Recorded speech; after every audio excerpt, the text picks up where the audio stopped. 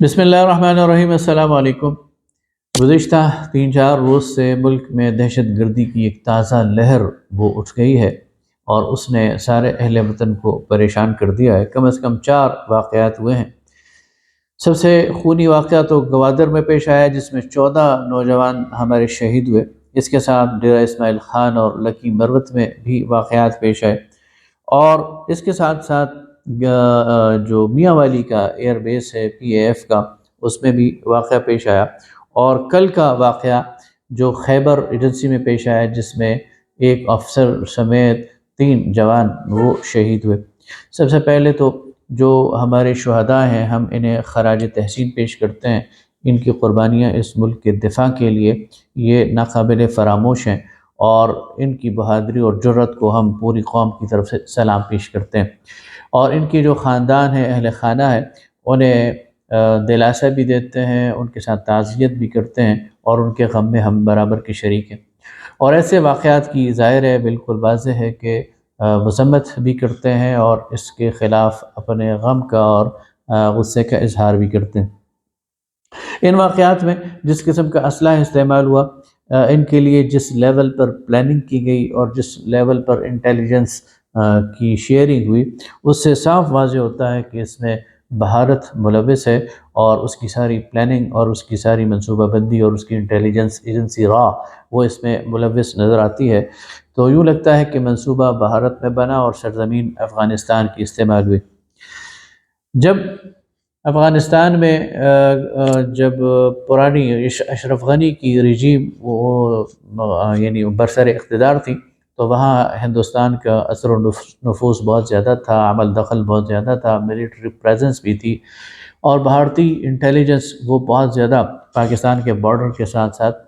وہ پاکستان کو D stabilise کرنے کے لیے مسلسل کارروائیاں کر رہی تھی۔ لیکن جب سے طالبان آئے تو ہمارا یہ خیال تھا کہ اب یہ صورتحال بدل جائے گی، اور ایک پاکستان کو ایک دوست اسلامی ملک جو ہے وہ پیچھے سے دفاع کرے گا، اور اس بارڈر سے ہم ایک طرح سے سکون اختیار کریں گے، اور یہ جو دہشت گردی کی کارروائیاں ہیں ان کو روک ملے گی۔ لیکن بدقسمتی سے ایسا نہیں ہوا، اور موجودہ جو افغان رجیم ہے اور طالبان کی امارت اسلامی ہے، انہوں نے بھی افغانستان کے اندر کوئی ایسی واضح کارروائی نہیں کی جو پاکستان کے اندر آنے والی دہشت گردی کو روک سکے، اور ملیٹنٹس جو ہیں اور دہشت گرد جو ہیں وہ افغانستان کی سرزمین کو استعمال کر کے پاکستان کو ڈی اسٹیبلائز کر رہے ہیں۔ اور پھر ابھی جو موجودہ پاکستان حکومت نے ایک تعجل میں اور عجلت پسندی میں افغان باشندوں کو نکالنا شروع کر دیا ہے، تو اس سے یہ سچویشن مزید گھمبیر ہو گئی ہے، اور دونوں ممالک کے درمیان جو ٹرسٹ ہے اور جو اعتماد ہے اس کی فضا کو مزید دھچکا پہنچا ہے۔ اس پر مستضاد یہ ہے اور اس پر اضافہ یہ ہے کہ سوشل میڈیا کے ذریعے افغانستان کے کچھ یعنی ایسے لوگ جو کہ جن کو میں عقل مند بالکل نہیں کہہ سکتا، اور جن کو میں ان دونوں ممالک کا خیر خواہ بھی قرار نہیں دے سکتا، وہ مسلسل پاکستان کے خلاف پروپیگنڈا کر رہے ہیں۔ چاہے پاکستان اور افغانستان کا میچ ہو، اس موقع کو بھی وہ استعمال کرتے ہیں اور پاکستان کے خلاف ہرزہ سرائی کرتے ہیں اور پاکستان کے خلاف نفرت کا اظہار کرتے ہیں، اور چاہے اس طرح کی دہشت گردی کی کارروائیاں ہوں تب بھی وہ اس کو کھلے عام اون بھی کرتے ہیں اور پاکستان کو مورد الزام بھی ٹھہراتے ہیں۔ 40 سال تک پاکستان افغان مہاجرین کی دیکھ بھال کرتا رہا ہے، میزبانی کرتا رہا ہے، لیکن اس کا صلہ یہ دیا جا رہا ہے کہ پاکستان پر چوری کا الزام لگایا جاتا ہے، پاکستان پر افغانوں کے حقوق پر ڈاکہ ڈالنے کا الزام لگایا جاتا ہے، اور پاکستان کے مقابلے میں ہندوستان کو ترجیح دی جاتی ہے جو واضح طور پر ایک غیر مسلم ملک ہے۔ ایک ٹک ٹاکر ہے جنرل مبین کے نام سے، پتہ نہیں اس کا کیا بیک گراؤنڈ ہے، لیکن اسے ٹک ٹاک پر آنے کا بہت شوق ہے، اور اپنی موویز وہ بہت زیادہ غلیظ زبان استعمال کرتے ہیں پاکستان کے حوالے سے، پاکستان کے اداروں کے حوالے سے، پاکستان کی عسکری جو قوت ہے اس کے حوالے سے، اور پاکستان کی اسٹریٹجک ایسٹس کے حوالے سے وہ اول فول بکتا رہتا ہے، اور بالکل کھل کر وہ پھر رہا ہے۔ ابھی چند دنوں سے اس نے ڈیرے ڈالے ہوئے ہیں طورخم بارڈر پر، اور جو بھی افغان مہاجرین واپس جا رہے ہیں ان کو وہ ان کے ساتھ مل کر پاکستان کے خلاف وہ ہرزہ سرائی کر رہا ہے، اور یہ سب کچھ اسلامی امارت کھلی آنکھوں سے دیکھ رہی ہے اور اسے برداشت کر رہی ہے، اور گویا اسے انہوں نے اپنا ترجمان بنایا ہوا ہے، حالانکہ اس کے پاس کوئی سرکاری پوزیشن نہیں ہے ترجمان کی، لیکن اسے اتنا کھلے عام اگر یہ اسلامی امارت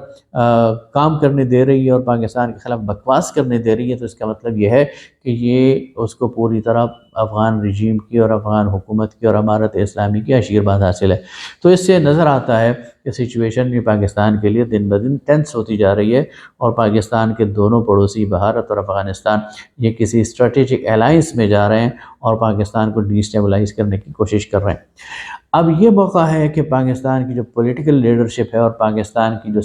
عسکری لیڈرشپ ہے وہ مل بیٹھے اور ایک پیج پر آ کر اس سچویشن کو ایڈریس کرے۔ سب سے پہلے اس تھریٹ کی اسیسمنٹ کی ضرورت ہے۔ ابھی تک جتنے بھی